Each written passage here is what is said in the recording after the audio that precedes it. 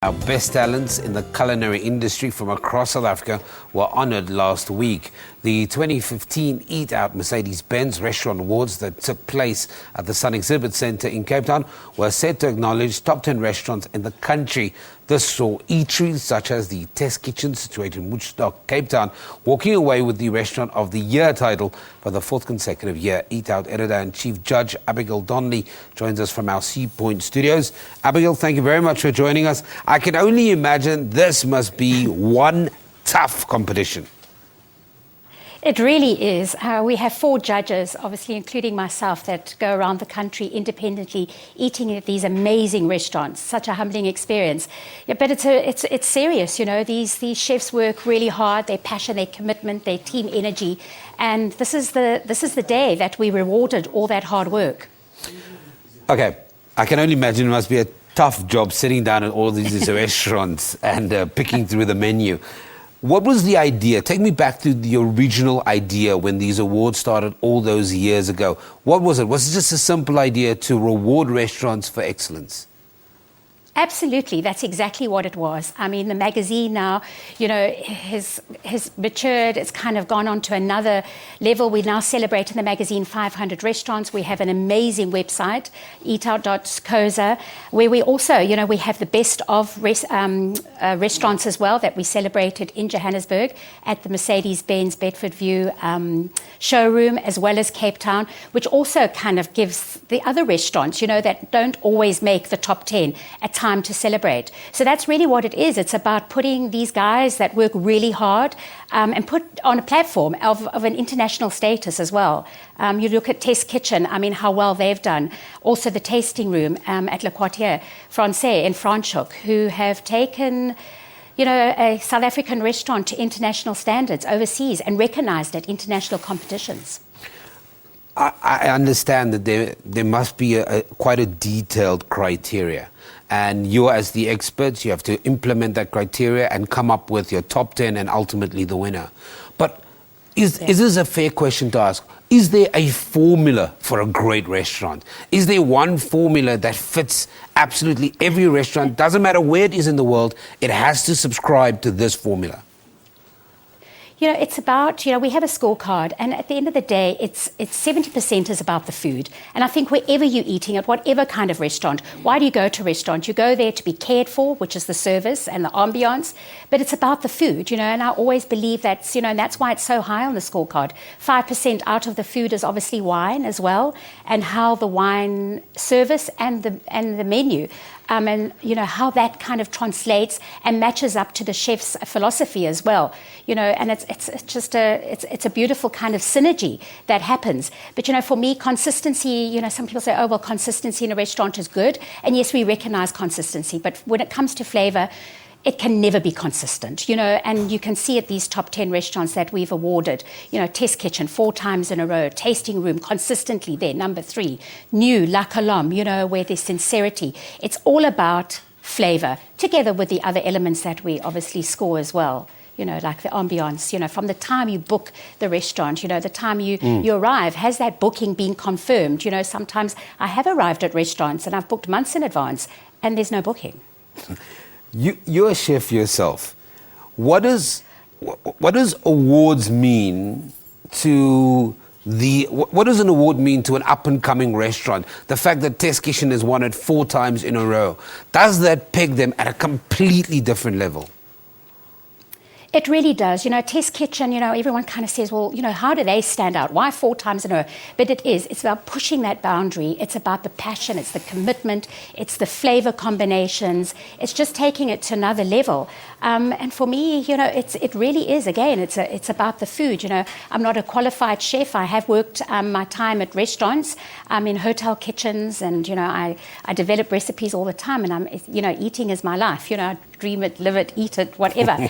But it really is, and that's what sets every restaurant apart, you know. And on the scorecard, you know, when the 4 judges get down to the final judging day, where we share, I like to call them healthy discussions, but we really do, we look at everybody's dining experience, you know, and it comes point by point, sometimes 0.2, you know, between 3 and 2 and 1, you know, and sometimes there's not the that's the top restaurant and all the others kind of are far down below. It's like really, it's point by point, which makes it really exciting. And also it makes it very difficult. It's a very emotional time, the judging, because you want chefs so you can see how fabulously hard they've worked and with the teams and what they've done in the year.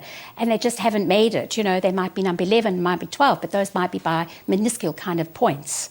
What are some of the other areas within the culinary industry that you also look at, that you also award?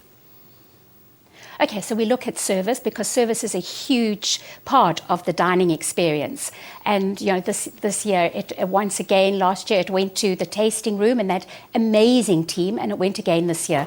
And really, what stood out at for service, it's just about the local folk on the floor, making you laugh, making you giggle. It's a relaxed environment in a fine dining restaurant. It's not pretentious. It really is unassuming. It's just they make you feel comfortable. And I always say, good service should happen without you knowing that it's happened. It really is a very transparent kind of process. Then, of course, we had the Bosch & Dahl Style Award, which was the best style restaurant.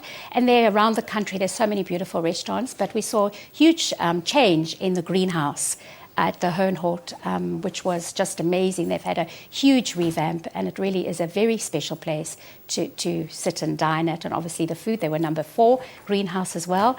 And then we awarded best wine service. And there's amazing sommeliers and wine stewards. We don't only look at professional trained certificate sommeliers, but also wine stewards as well.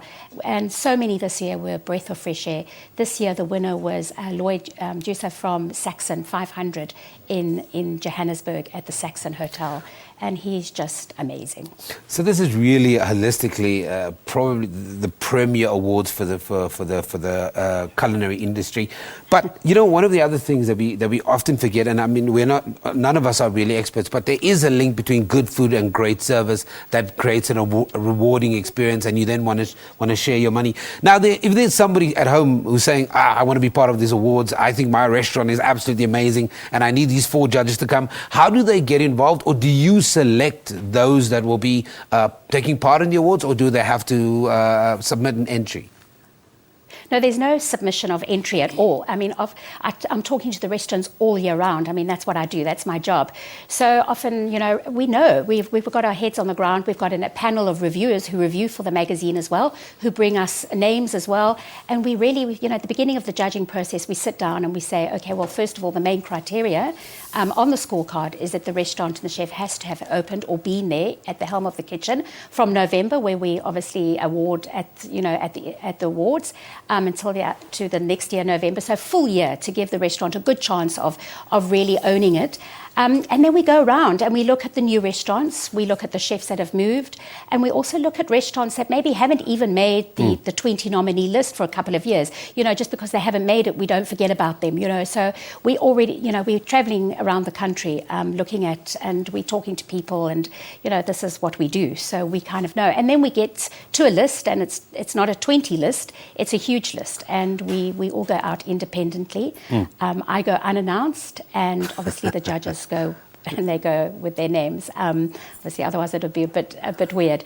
And that's what we do. And so that is the main kind of criteria of how we get to that prestigious 20 nominee. And, obviously at the awards, we announced the top 10. Yeah. But that night is for the 20 nominees, because to be a 20 nominee out of 5,000 restaurants around South Africa is a huge, huge accomplishment. But again, if you're not on there, it's not good enough. I know for a lot of the 20 nominees, like any competition, you want to be there and you want to win. Abigail, very quickly, I just want to ask you the final question. We've run out of time, but have you seen a growth in the restaurants that have featured in that top 10, top 20 list? Can you directly link that to being nominated or being a winner? I think definitely, it's not about chasing awards, Sam. It really is about, the restaurants really honour that. They respect Eat Out as a brand, and we need those awards, and it does. It puts you onto internationally tourism, and for their teams as well. You hear these guys on the stage who accept, as a winner, and they celebrate their teams. It's a huge thing for them, and this is what we do for them. Abigail, thank you very much. It's always been Thank you. a pleasure talking to you. Abigail Donnelly is the Eat Out editor and chief judge, talking to us about the 2015 Eat Out Mercedes-Benz Restaurant Awards. And just, we all love food. Let's take a break. Don't go anywhere.